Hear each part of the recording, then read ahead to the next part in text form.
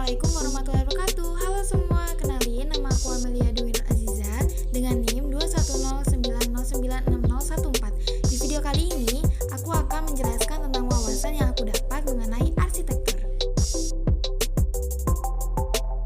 Tahu nggak sih, ternyata arsitektur juga terdapat sebuah penelitian loh yang sering disebut dengan penelitian arsitektur.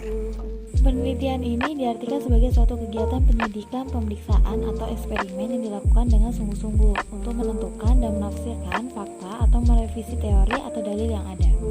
Salah satu prinsip utama dari penelitian itu adalah sistematis, di mana yang artinya mengikuti prosedur atau langkah-langkah tertentu.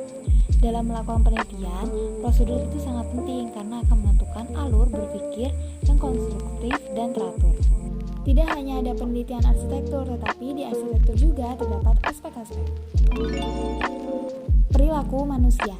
Dapat kita tahu bahwa bentuk dan wujud arsitektur merupakan gambaran dari adanya interaksi yang terjadi antara manusia dengan lingkungan di sekitarnya. Jadi, suatu desain dapat mempengaruhi perilaku dari manusia atau sebaliknya, perilaku manusia tersebutlah yang mempengaruhi desain. Yang dapat dipertimbangkan dari psikologinya seperti kepribadian, perilaku sehari-hari, kebudayaan, serta sosiologinya. Lingkungan, di mana lingkungan tersebut adalah lingkungan hidup, yang merupakan kesatuan ruang dengan semua benda, daya, keadaan, dan makhluk hidup, termasuk manusia dan perilakunya, yang mempengaruhi alam itu sendiri, kelangsungan kehidupan, dan kesejahteraan manusia serta makhluk hidup. Untuk contohnya seperti di video ini.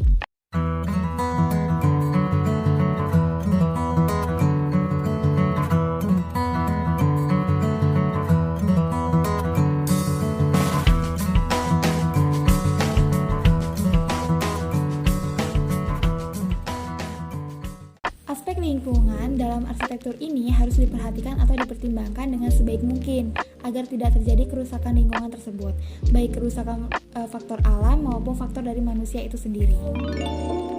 Perkotaan disebut juga sebagai urban design yang merupakan studi tentang menciptakan, merancang, membentuk, dan mengatur kota yang melibatkan elemen-elemen perkotaan seperti arsitektur, ruang publik, tata guna lahan, transportasi, dan fasilitas kota lainnya. Urban design ini juga merupakan ilmu terapan yang fokus dalam mempelajari bangunan-bangunan dan ruang antar bangunan. Ekonomi, sosial, dan budaya. Dari aspek ekonomi, sosial, dan budaya ini berkaitan dengan aspek sebelumnya, yaitu perkotaan. Kok bisa? Bisa dong, karena di aspek ini mencakup dari kelayakan hunian, lahan, serta kondisi dari lingkungannya. Aspek ekonomi, sosial, dan budaya akan selalu berkaitan dengan dimensi perkembangan kota di setiap tahun ke tahunnya. Dari ekonomi, itu kita bisa melihat produktivitas kota melalui kesejahteraan manusia berupa pendapatan, kesempatan kerja, serta lembaga keuangan. Kalau untuk sosial budayanya, dia akan berkaitan lagi dengan manusia. Kalau sosial dilihat dari kebutuhan dasar untuk masyarakatnya seperti pendidikan, pelayanan kesehatan, dan lain sebagainya. Untuk budaya, sudah pasti dari perilaku masyarakatnya yang sesuai dengan adat istiadat.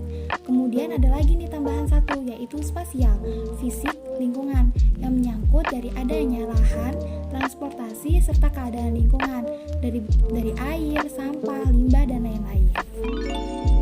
Untuk yang terakhir ada teknologi, yang merupakan sarana, cara, dan metode untuk menyediakan barang, alat, atau piranti yang dibutuhkan manusia dalam menjalankan dan memudahkan hidup, mencapai kenyamanan, dan memecahkan permasalahan. Arsitektur sangat berkaitan dengan teknologi serta perkembangannya.